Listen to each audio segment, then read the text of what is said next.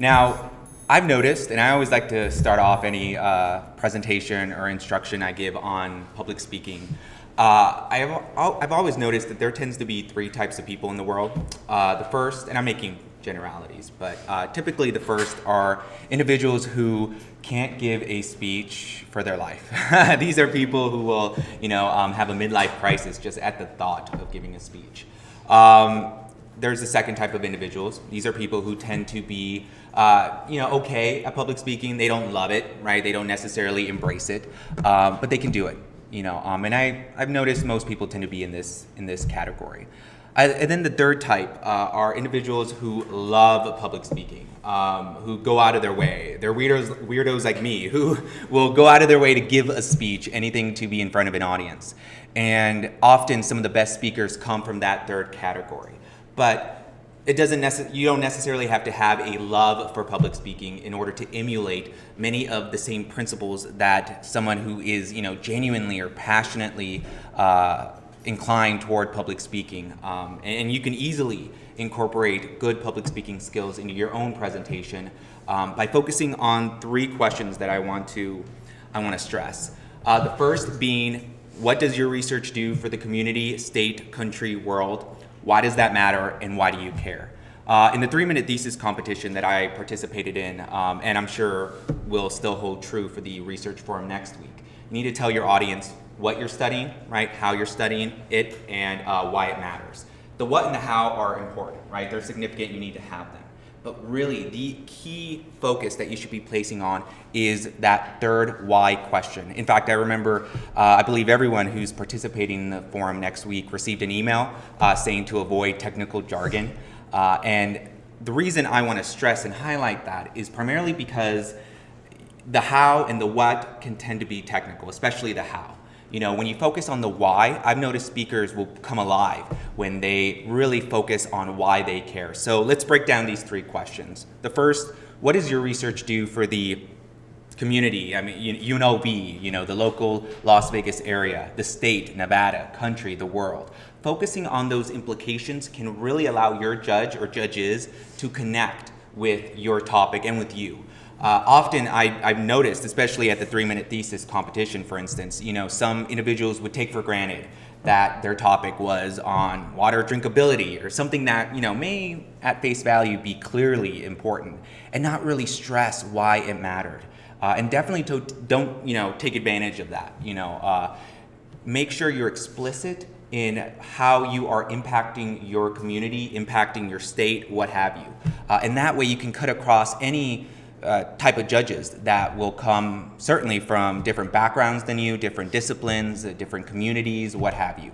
Second, why does that matter, right? You really want to tell me, sure, water drinkability is important, but really stress that. Tell me a story, tell me an example.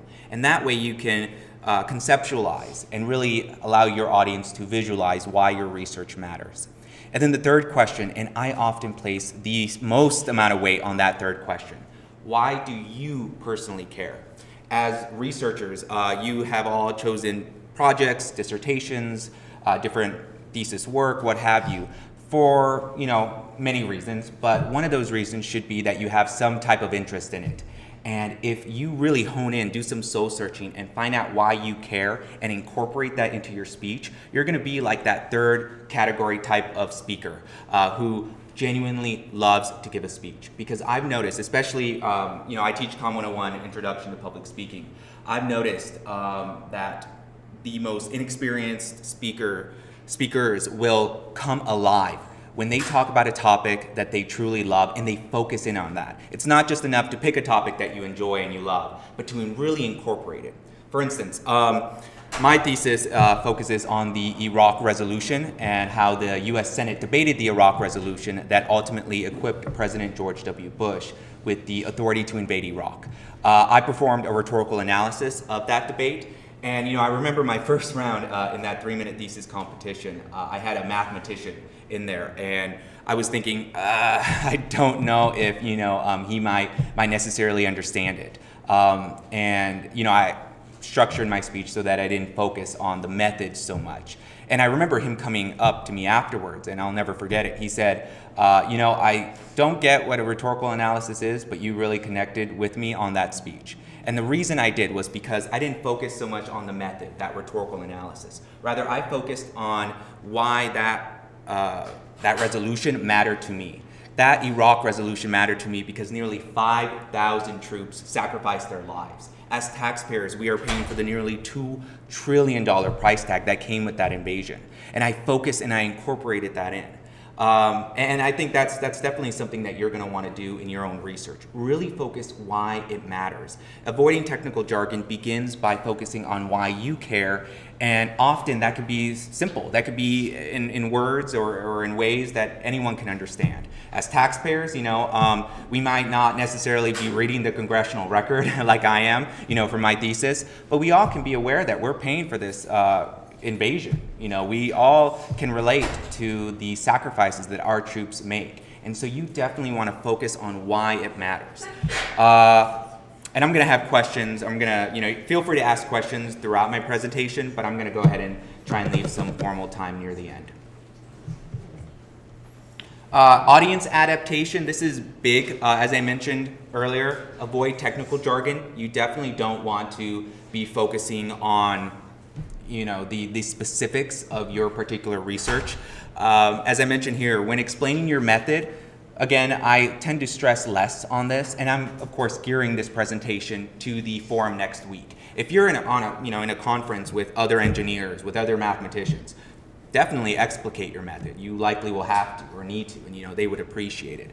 But when you're going to get a wide variety of judges, as you will next week, I definitely recommend limiting how much you talk about your method, but specifically when you do, tell us why it's important. I didn't just say I performed a rhetorical analysis and that was it. I said I am performing a rhetorical analysis because it best serves the rhetorical functions that I am studying in the Senate's debate. I want to look at the arguments, the thematic patterns that emerge from the Senate's debate that ultimately equipped Bush with this military force from Congress. And so when you're looking at your method, don't just put it in there because you need to have at least one line, right?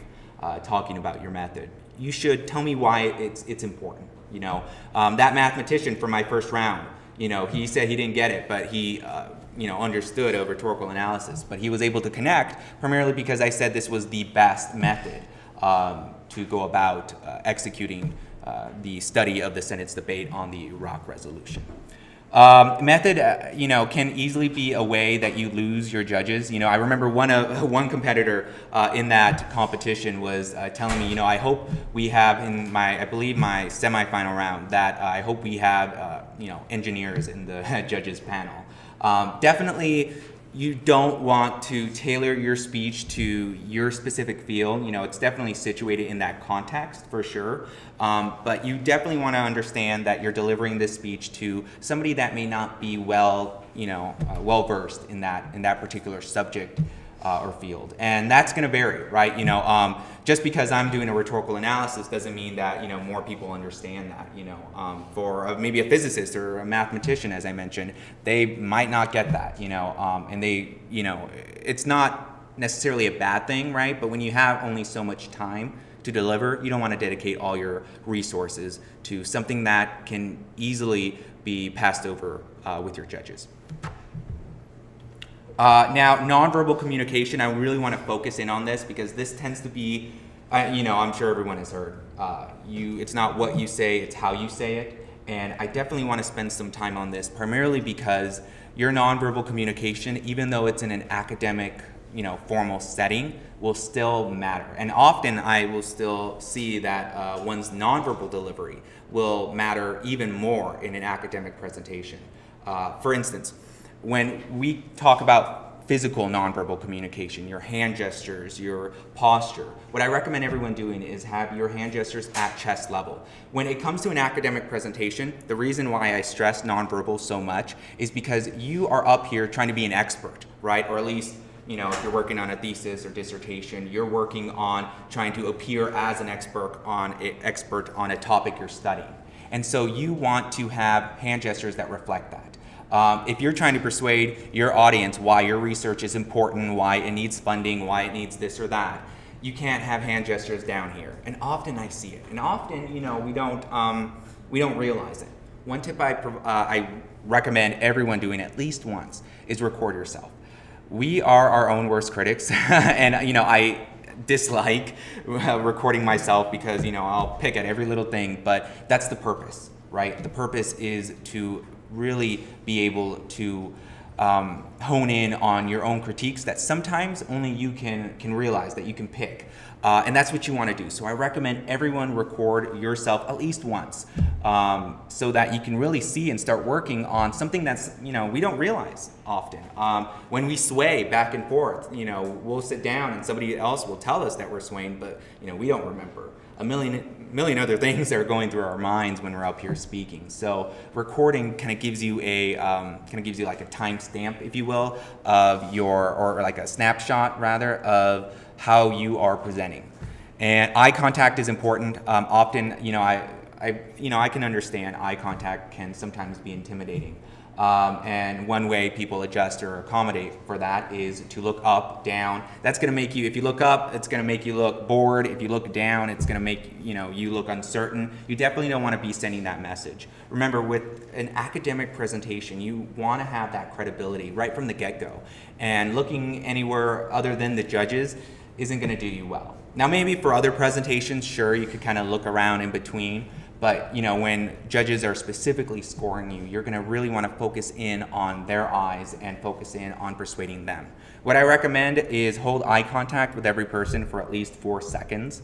That tends to be a really good time period for that you connect with your judges. You're not staring them down, so to speak, which can be intimidating, but gives you enough time to also you yourself not get intimidated by people. One tip I always give my students is. In fact, I think a story would better illustrate this. I had one student one semester come up to me and tell me that another student was giving, faces, making faces during their speech. And I said, okay, it happens, I suppose. So, I waited till the next speech to see if this was a continuing problem, and I told them to tell me if it was, and it was. She came up to me and told me that this person kept doing it, and I placed a closer eye on this person, and that was just their face, in terms of like their posture, and the same way with your judges. I've come up here before and given presentations to judges in different venues and in contexts, and sometimes they can look mean and intimidating when they don't mean to. When you realize and recognize that, sometimes you can, that can help you in not, trying to judge everything that's going on when you're giving a speech. It's not necessarily that we look bored or that the judges are, trying to stare you down. It's just how they are. And once you recognize that, that can maybe give you a little bit of comfort. Vocal inflection, I couldn't stress this more. You want to be commanding and clear. One tip I give is for individuals who have like a low volume, something, it happens. I've noticed people tend to have lower vocal inflection than too high of a vocal inflection. One tip: put up like a loud YouTube video on your computer, or a blow dryer, anything that's loud will work. And go ahead and recite your speech. Doing that's going to force you to speak above the volume of that particular video or blow dryer or whatever, and it's going to help practice or help you adhere to a louder vocal inflection. So, right now you're down here, right? Say if you have a low volume, when you practice with a blow dryer or a video, you're going to be up here. I guarantee you when you come and deliver your speech, you won't be screaming. Rather, it's going to help mediate, in fact, and it's going to allow you to remember when you come up here that you've practiced almost screaming your speech, but you realize that you're in a formal public setting and you won't. And so it helps mediate that. So I recommend that for everybody. I still do it. Even, I don't tend to have that problem, but I still do it to make sure that I have a loud, clear, commanding voice.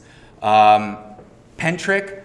Doesn't matter if English is your first, language or what have you. I recommend everybody putting a pen in your mouth and recite your speech. Do it minimum for the most effectiveness. Do it at minimum an hour before your presentation. When you're up here, again, doesn't matter if English is your first language or whatnot. Your mouth gets dry. right? Your hands get sweaty. Even myself, I did speech and debate in high school. I've coached speech and debate as an undergraduate. I teach it now, essentially as a Com 101 instructor at UNLV. I still get, my mouth still gets dry, right? And so by putting a pen in your mouth, it helps with pronunciation. Not quite sure the mechanism of action there, but it works, and try it out if you don't believe me. And I think you won't be disappointed. Also vary your tone, your pace. I really recommend people focus on not just delivering their speech in a stoic manner. One way to do that is to go back to that question, right, of why do you care? Trust me, when you answer that question of why you care for your topic, and by the way, if you don't care about your topic, I don't know what to tell you there. I had a student one time when I said, pick a topic that you love, and your delivery is going to become much more animated. And they were like, well, what if you don't care about anything? I can't do anything there. But, usually you have invested the time and the effort in your particular thesis or dissertation.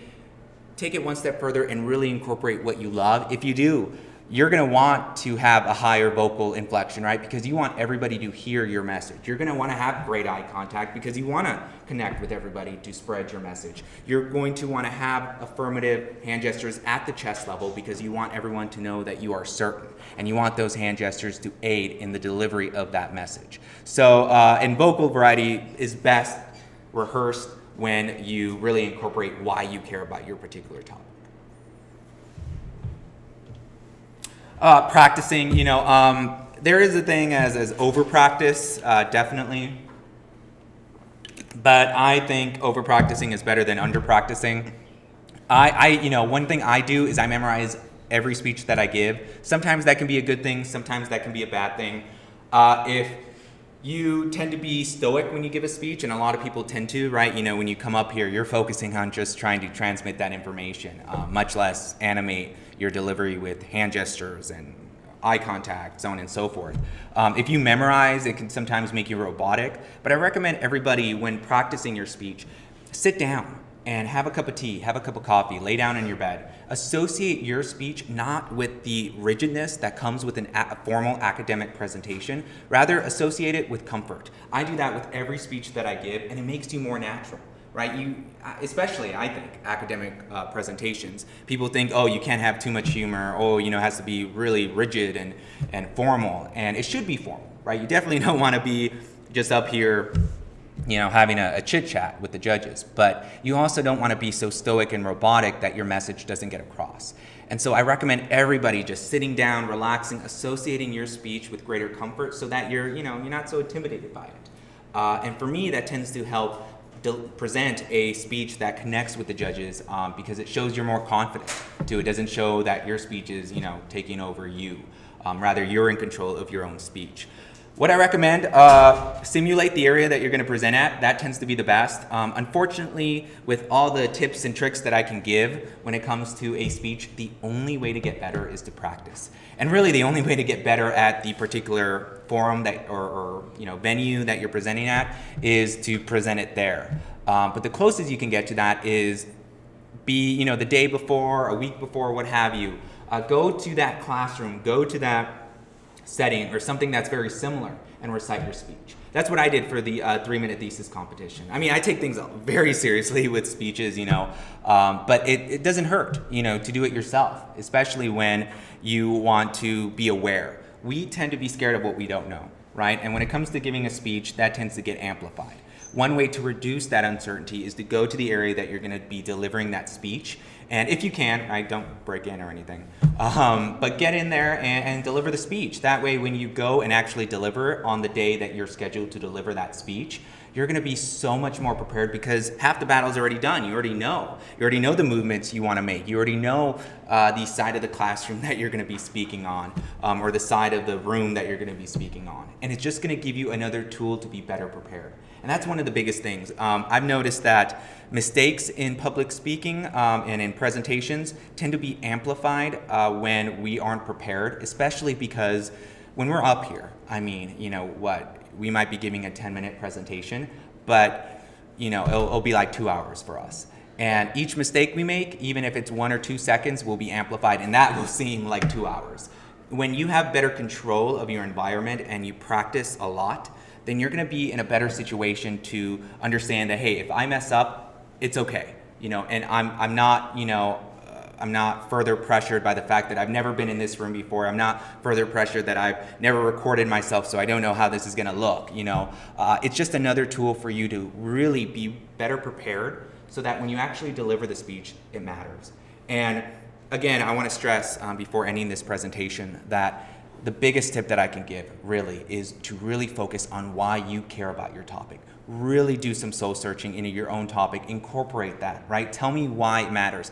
Water drinkability may seem, for instance, obvious, right? But really make it more explicit, make it more visual, tell us why it matters. And if you do that, not only will it be able to be more palatable for your judges, especially if your topic may be more complex, but it's also going to reflect in your own nonverbal delivery. Again, I've seen really inexperienced speakers come alive when they focus on explaining why they care about their particular speech. And if you do that, I think it's going to really, really take you far. And I want to thank everybody for coming and for seeing this presentation. So if you have any questions, please feel free. There's the experience I've had with PowerPoints and doing platform presentations, but also doing a poster presentation. I was talking to Henry earlier. Brought a lot to me, a lot to light about what I like and don't like about this process.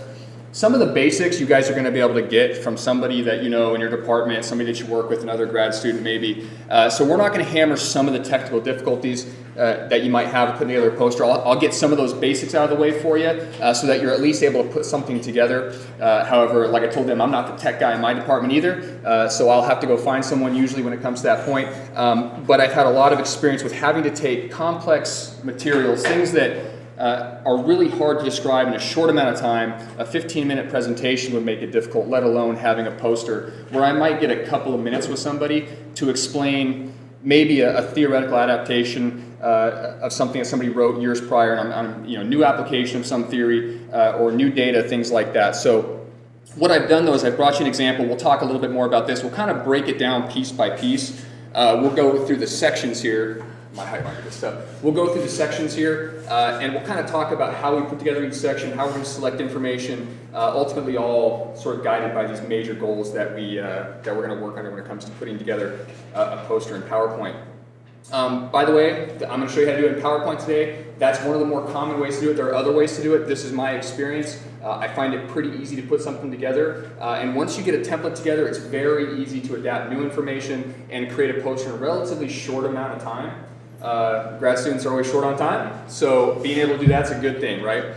But first, before we get started, I know some of you guys have done platform presentations, have put together posters. How many of you guys have been to a poster session recently?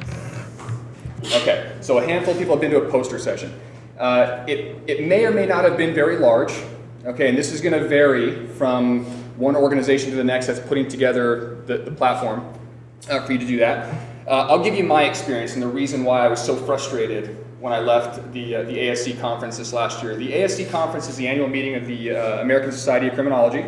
It's the major conference every year that all people under criminology end up presenting at every year. And there were several hundred posters, 2 whole sessions, a gigantic room full of rows of posters, only about 5 feet wide, people standing between on either side, and it was a nightmare.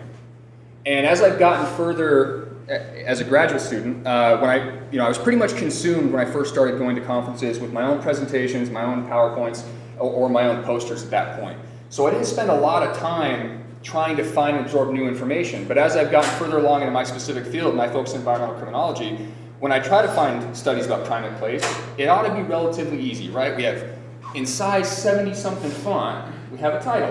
It should be relatively easy to find that. But I was disgusted when I left there, and I had to quit halfway through because I couldn't find anything. And that's sort of ridiculous when all you have is the poster and you don't even have the opportunity to explain what it is you have on your poster. So having this experience brought to light a couple of things. One, there was some variation in the posters that we saw up there too. We had everything from what looked like a 7-foot by 5-foot poster, which is gigantic. This that you're seeing here is a 4-foot by 3-foot poster. Okay, and I'll show you how to create that size dimension. Everything from that down to 5 or 6 pieces of lined paper. that had been stapled in order, right? Just really good stuff. Written in pencil. I'm sure it was done in the lobby earlier that day. Again, could not be more adamant about how upset I was leaving this place when I just couldn't find any information. And that's really the point of what we're trying to do. So when we think about the major goals of putting together a poster, one, you're trying to grab attention because it's a competition out there, right? We have hundreds of posters. You know the amount of presenters that will be at the GPSA forum. You have tons of people trying to present their own information, right? Trying to get their point across and explain why their cool research you should give the 5 minutes to, right? Now, you guys are lucky in this regard because you actually have some structure. We talked about this a little bit before we got started. If you have that structured time, that's awesome, right? And I'll talk a little bit about preparing for the structured time that you have, especially when you have someone that's going to be going through a checklist of items with a rubric and ultimately going to be scoring what you've done as far as your poster goes. But I want to talk about these other forums like these annual conferences where that's not there, right? You really are competing for people's time and attention when hundreds of other students from all over the country studying all kinds of cool stuff. You're just competing, right? You don't have that structured time to talk about what it is you're doing, why it's so cool, why someone should spend that time reading your research. There's not a lot of reward for presentation skills, right? Henry went through all this amazing stuff. It's a little tougher with a poster, right? And some of the things are going to come right out of what Henry said. We'll cover some of the same things when it comes to coming with a prepared introduction and things like that. But again, you don't have the luxury of having those 15 minutes of spotlight where you get to just talk about your research and what it is that you're working on. And lastly, the goal of putting together this poster is the information has to be easily consumable, right? And this gets tougher when you're at a forum like GPSA, right? Where you have people who are not informed consumers of your information, okay? This is a really big part of, even when you get to your specific discipline, this can be difficult. I focus environmental criminology, so you guys know, also goes by crime science. I'm not trying to catch poachers or people knocking down trees they shouldn't be. It's the study of the criminal event. But when I'm looking for information about the criminal event, it can even be difficult to find people who are really informed about those things. And as all of you guys are grad students, you probably are well aware of what you don't know in the broader fields that you're a part of, right? I mean, we know that we don't know everything there is to know in your broader field. You have a very specific focus that you're very good with. You spend all your time reading those things, and it's really tough to even understand some of the other things that are relatable. I get this all the time at Christmas. What do you think about these riots? Don't know anything about riots. Haven't read anything about that, so I have no way of knowing about those riots or how police reacted to those. But this is the same thing when it comes to conferences and you have these platforms for presenting these posters. So you need to make sure the information is organized in a way that's easily consumable, and you find a way to simplify some of the complex topics that you're talking about. We're all doing this great work in all these varying fields, and some of the stuff is very complex. Yet you have to find a way in a very short amount of time to not only find a way to cut out all the fat in your talk that you would give in 15 minutes, but then you got to make it consumable for people who have no idea what you're talking about, okay? It's a daunting task, but it can be done. And I'll talk about it a little bit in this example here. So before we get into the content here, I want to talk a little bit about how you just go through setting this up. Do you guys have an idea about how to just create the size of the poster in PowerPoint? You guys have done this, right? We go up to File up here.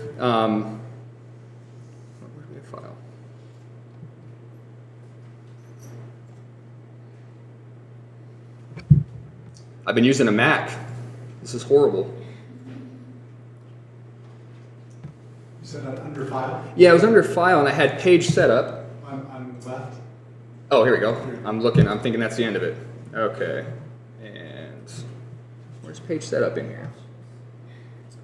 Boy, this is... You're trying to change the size of the slide? Yeah, I'm just trying... Design. What was that? It's under the under design? Okay. I was going to say this... Far right, slide size.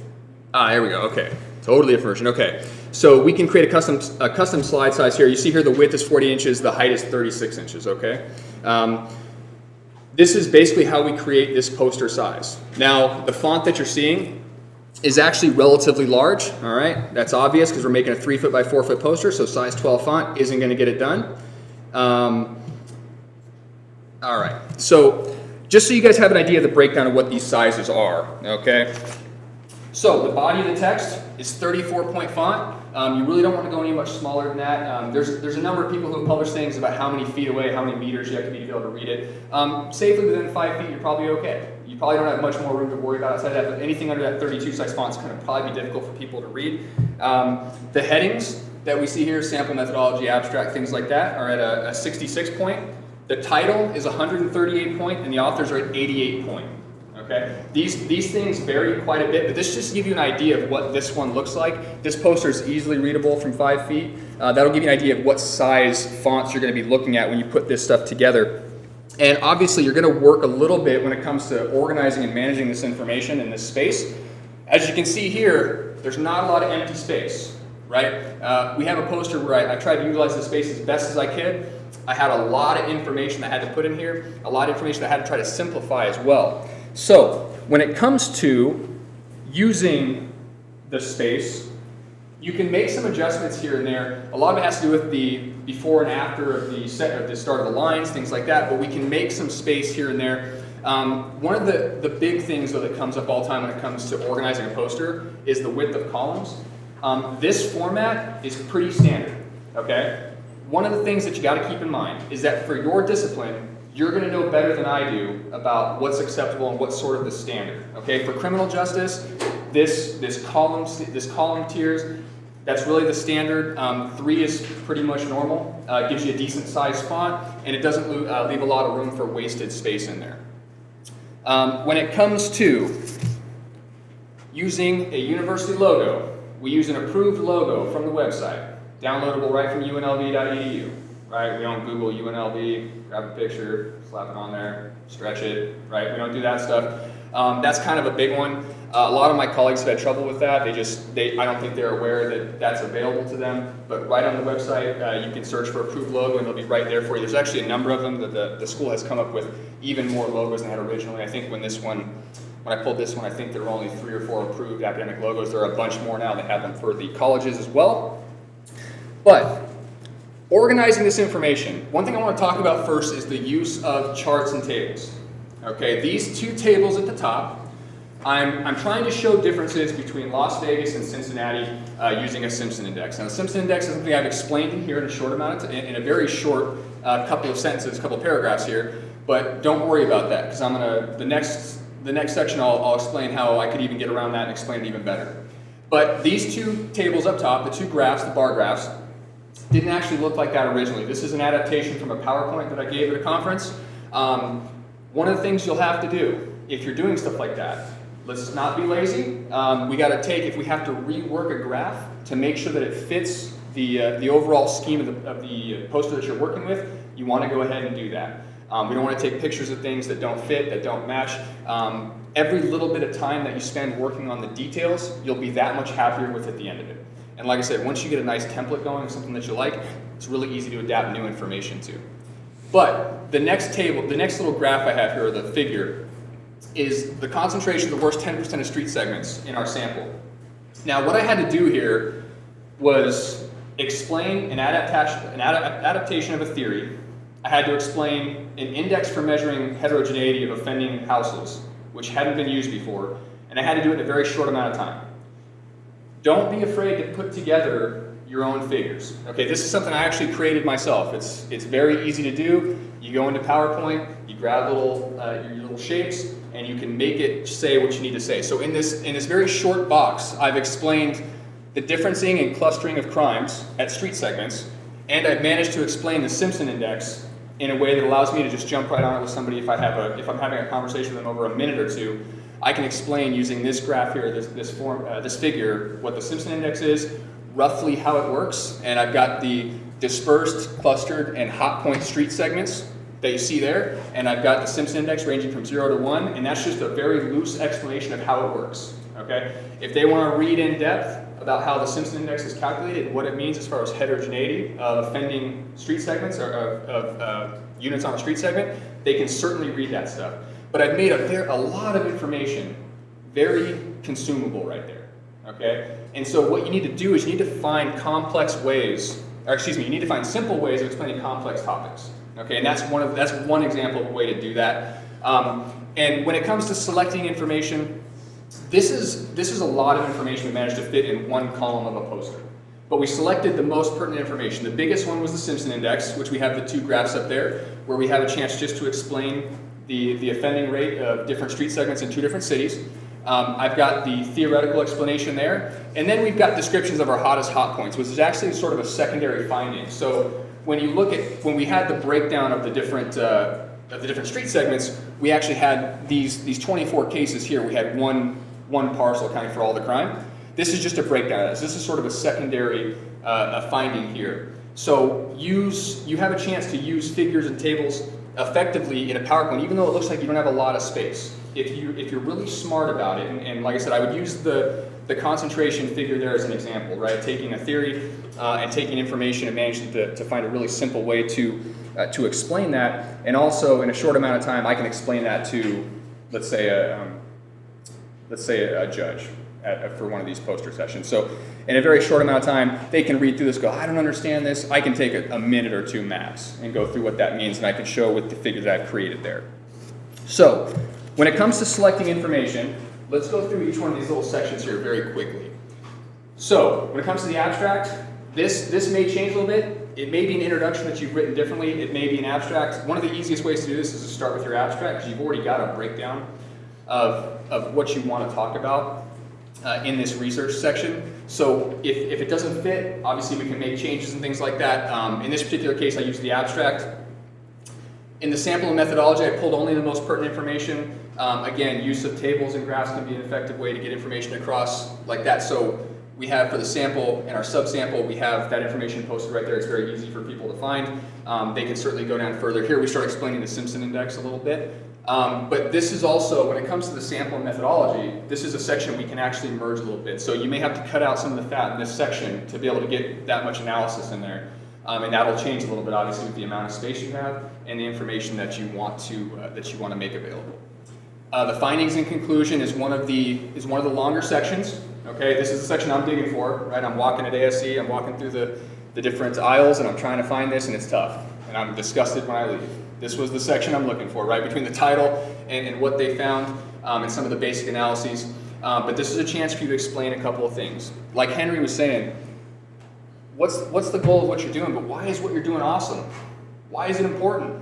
You probably heard "so what." A lot of professors like to ask you that "so what" question. You've done a lot of talking. You've said a lot of things. So what? It's the most frustrating question ever, right? What do you mean, so what? I did all this research. I did all these analyses. Why is this awesome? Really?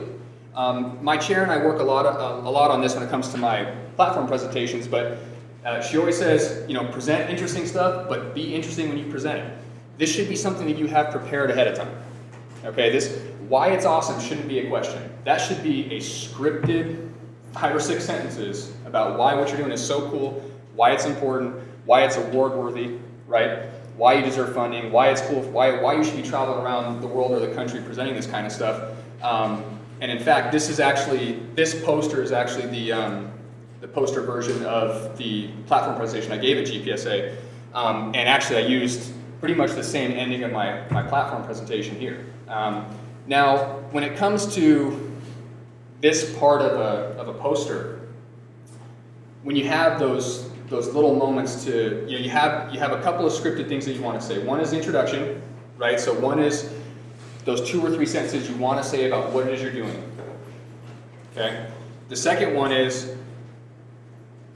what is different? How does this add to the field? Okay. And in this particular case, I hammer down the Simpson Index, but I also hammer down a couple other things about using a different measure for crime and getting similar results in a different city. But lastly, again, why is what you're doing so cool? We're all nerds now, right? Right? Why is this so cool that we're studying this? Why have we done something so unique? How have we added to the body of knowledge that exists in this particular case on the crime literature? And really, that's your chance to hammer home all the points that you want to make available. So you're going to have talking points, right? And just like Henry said, for me, when it comes to giving a platform presentation, I script everything. I haven't given a talk for probably 2 years now without having scripted what it is I want to say. There's a couple of good reasons for doing that. The most important for me is that the terminology that I choose to use, I am more likely to use when I practice it. Okay, that's the most important thing. Every one of you guys probably knows what it is that you want to say. But as Henry alluded to, when you're up here giving a talk, it's difficult at times to go back to those terms that you decided were the best terms to use. And I'm sure you all know that it can be dangerous to use certain terms if you're working in a certain discipline, right? Can't say the word gap if you're not talking about gender gap, those sort of things. So when it comes to creating talking points for a poster, I do it the same way I would do it for a presentation, okay? Instead of having 15 minutes of scripted work, I have 3 minutes of scripted work. I know exactly what it is that I want to say, okay? And obviously this becomes even more important when you have a thing like GPSA where you have judges. Right? When you have a forum set up for you specifically to have great things to say, it's important that you've got well thought out things that you want to say, period. Now, when it comes to being at a national conference, what's interesting about that is while you may say, oh, I don't have the pressure of having to come up with this guided or this scripted talk, you may run into really important people, right? I mean, I'm sure we've all been at a conference where you run into the people that write your textbooks or have written fundamental theories in your field. It'd be nice to sound awesome when you're talking to that person, right? To be knowledgeable and to have that terminology down pat. So when it comes to creating talking points for a poster, I love scripting everything. And especially with a poster, it's really low workload, right? I mean, you're really only talking about 3 or 4 minutes. When you're in some situations, you have as many as 10 or 12. In other situations, although it's getting a little lengthy, for a poster, but regardless, you're going to have to come up with scripted things that you want to say about each one of these sections, okay? Now, getting back to just kind of how the poster looks. Once you create a template that you like, and this is really a template that I use all the time. It doesn't change much. I've obviously used scarlet and gray for a reason. I like being collegial when I can. I've also tried to incorporate that into the graphs and tables that I've used. But once you come up with a good template that you like and you've put some effort into it, it's really easy to throw this stuff away and bring new stuff right back into it. Depending on your discipline, you may get away with doing some more colorful things. Like I said, this is sort of the standard in my field. But I would always say that this is going to look a little bit more professional than some of the more colorful adaptations of posters. And I've been to poster sessions where the winner won with what I thought was really a poor poster. I thought there was way too much text, which is a huge problem with posters. Okay, even here, it's quite a bit of text, but I've really only got 2 columns, and I've tried to make as many things visually available as possible. But I've seen posters win where they were full of colors that made it hard to see the text that was in a size 12 font because they put their whole paper onto a poster. Doesn't make it right? Think about how you would feel going through your poster. And that's really one of the last things I want to hit on is, much like you would do with a platform presentation, you record yourself giving your talk. One of the things that you want to do is you also want to go through your poster critically, okay? Typos are the worst thing because once they're there, you can't change it. And you're already in New York, or you're already in New Orleans, or wherever you are, and you're stuck with it, period. And you hope it's not somewhere people see it, right? There's just not much you can do about it on the back end. One of the things that my colleagues and I like to do is we like to pass around posters around the office. So the 3 of us in one office, actually there's 4 of us in one office, we like to pass them around. We're all doing the same thing, whether it's a script or it's a poster. We all kind of work together on going through that stuff. A second set of eyes is always a good thing when it comes to this kind of stuff. But really, after you come through with organizing information and everything, it's really time for just critiquing every little thing. For me, one of the biggest things that I see is that a lot of the headings that you see here, the boxes with the titles, they're all lined up and they're all the same size. You'll see posters where they're different sizes, they're actually different colors, they're not lined up. You'll see here, when you use PowerPoint, you know that when you click and drag things, you'll see the lines, right? Showing you where things line up with other boxes on the slide. If you're having trouble because the stuff is so small, you make it bigger, right? So you zoom in to 100%, you can only see a very small picture, a small portion of the poster, but that gives you the opportunity to see more clearly what you're working on and making sure that things are lining up. But lastly, as you go through putting all this stuff together, just make sure that you've spent the time to go through all the little details. You guys are all going to do fine if you just spend the time going through it, but like I said, one of the worst things you can do is go through all this effort and come up with something that you realize you made a bunch of mistakes on. Really adding information is not really that big a deal as it is making this thing aesthetically pleasing. And like I said, one of the first goals of putting together posters is making sure that it's aesthetically pleasing. People, you have to grab people's attention. You're in a competition pretty much every time you do this, whether there's prize money at hand or not. This is something you're always competing for people's attention. And some of the bigger conferences, like I said, they get massive. They have 2 or 3 sessions with hundreds of posters. And for people to try to find your information becomes really difficult if you don't do a great job making sure that your title is very clear. And obviously in some cases this may change or may be difficult based on the title of your work.